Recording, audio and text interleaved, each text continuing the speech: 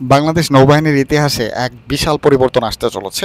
দক্ষিণ কোরিয়া থেকে আসছে অত্যাধুনিক 6টি সাবমেরিন, যা বদলে দিবে বঙ্গোপসাগরে আমাদের সামরিক অবস্থান। বাংলাদেশে আবার $2 বিলিয়ন এক ঐতিহাসিক চুক্তি করতে যাচ্ছে দক্ষিণ কোরিয়ার সাথে। এই চুক্তির আওতায় 6টি জাং ব্যাগো শ্রেণীর উন্নত সাবমেরিন কিনছে বাংলাদেশ নৌবাহিনী। এই সাবমেরিনগুলো ডিজেল, ইলেকট্রনিক চালিত এবং দক্ষিণ কোরিয়ার আধুনিক প্রযুক্তিতে তৈরি। এগুলোতে থাকছে হোয়াইট শার্ক টর্পেডো এবং হেইসং-3 ক্রুজ ক্ষেপণাস্ত্র, যা শত্রুকে দূর থেকে ধ্বংস করতে সক্ষম। এই 6টি সাবমেরিন মোতায়েন করা হবে কক্সবাজারের নতুন সাবমেরিন ঘাঁটি বিএনএস পেকুয়াতে, যা নির্মাণ করেছে চীনের পলি টেকনোলজিস।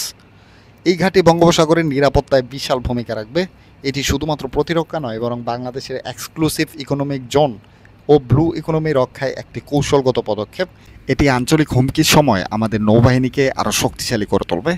এই প্রকল্পের মধ্যে রয়েছে প্রযুক্তি হস্তান্তর ও স্থানীয়ভাবে সমাবেশের সম্ভাবনাও।